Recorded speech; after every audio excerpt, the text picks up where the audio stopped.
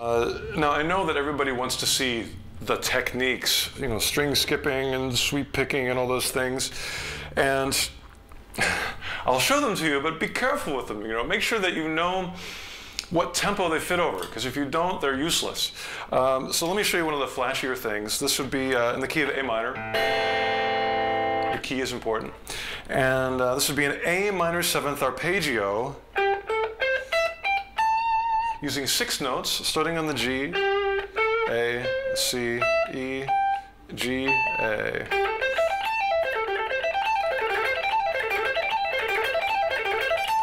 And I'm skipping strings. I'm not using the B string. This doesn't get used. Just 3 notes on the G and 3 notes on the E.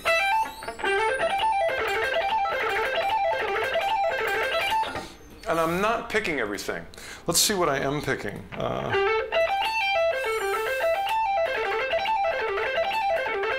I think I'm picking every note except for the descending notes on the high E string. So I'm going pick, pick, pick, pick, pick, pick, pull off, pull off. That's the trick. Those are pulled off. You don't have to pick those. Now, the important thing to listen for is the tempo. So I'm going to play this over and over again, and let's hear what the tempo is.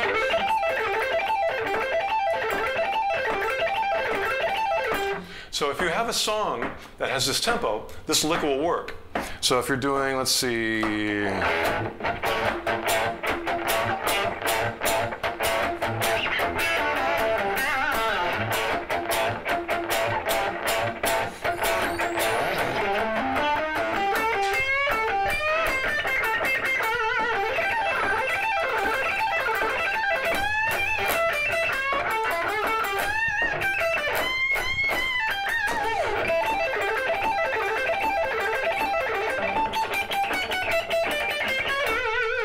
so I try to throw it in where it fits in with the tempo. It's dangerous when you're a fast guitar player to let the drummer just do the work of keeping the tempo and just playing as fast as you can over the top. Please don't do that. Please have it where the guitar actually dictates what the tempo is as well.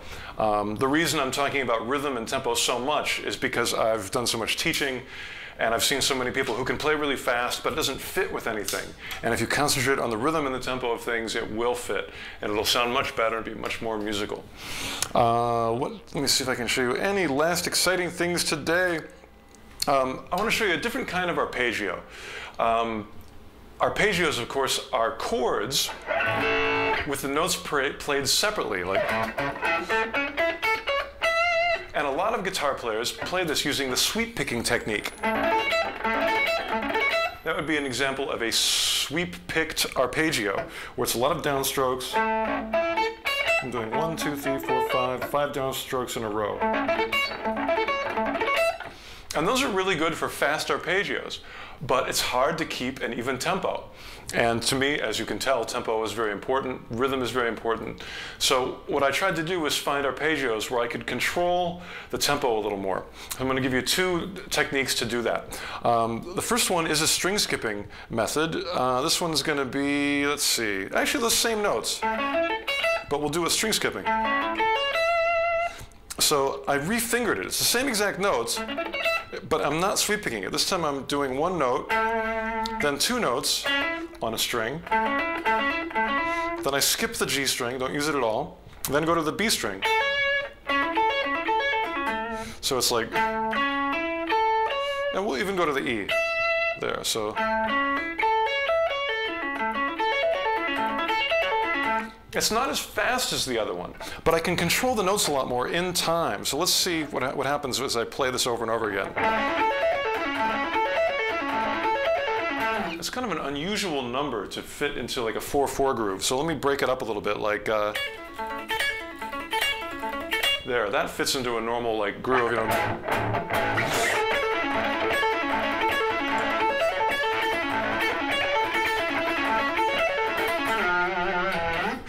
So that would be more, it's much more rhythmically controllable.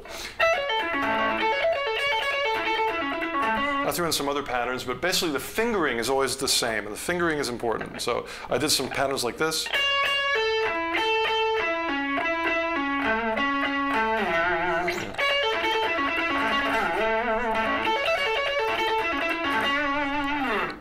nice for phrasing with arpeggios.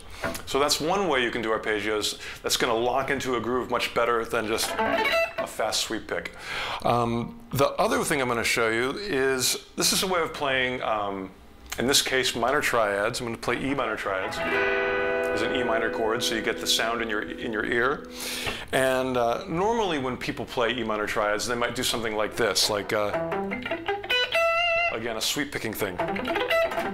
Or those are very common E minor triad licks that guitar players do.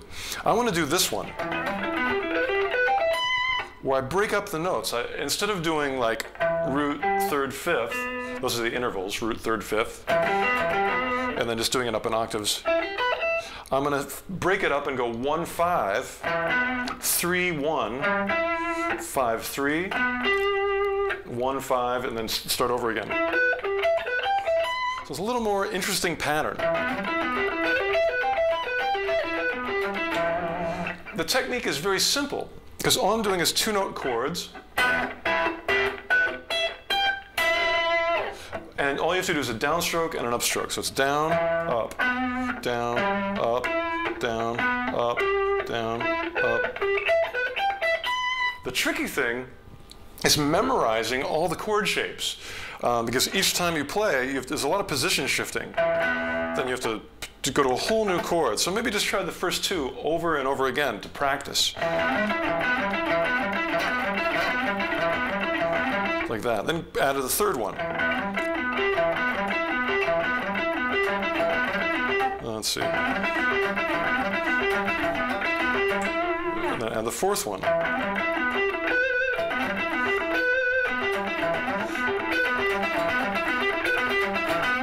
And keep adding them on until they go into your brain.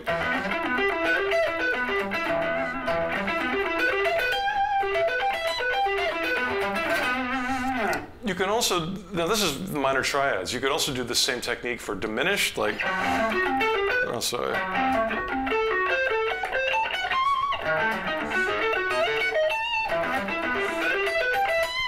Or even like the blues scale. Or using Dorian notes.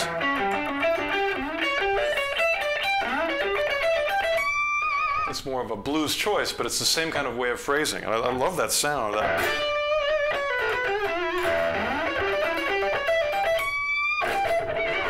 So it's almost using like a classical phrase, but with blues notes. So that's a bunch of different ways that you can approach arpeggios using the architecture of the electric guitar. And I hope those inspire you to find new ways of playing. Don't forget chords. It's wonderful to play chords, big chunky chords. Rock and roll, have a great time, and that's all I'm going to give you for today. Thank you. Bye-bye.